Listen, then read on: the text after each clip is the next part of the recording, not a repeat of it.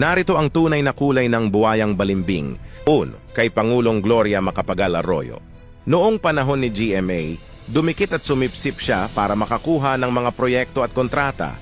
Pero anong nangyari? Tinraidor niya rin kalaunan, kay Pangulong Noynoy Aquino.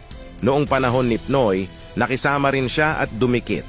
Pero hindi nagtagal, binatikos niya rin at tinraidor. Kay Pangulong Rodrigo Duterte. Noong panahon ni Tatay Digong, tila nagmamagandang loob at dumikit din siya. Ngunit ano ang ginagawa niya ngayon?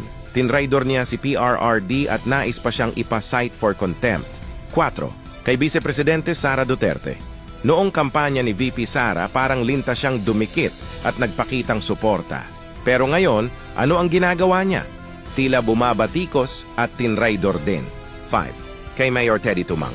Dati niyang kaibigan at kakampi si Mayor Teddy Tumang na tumulong pa sa kanyang kampanya bilang kongresista. Pero ano ang ginawa niya? Inahas at tinraidor niya rin ito. 6. Ngayon kay Pangulong Bongbong Marcos at Speaker Romualdez.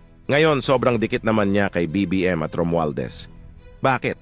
Para sa sariling interes gaya ng dati. Ngayon alam niyo na ang ahas, traidor at balimbing na to ang anay ng ating lipunan.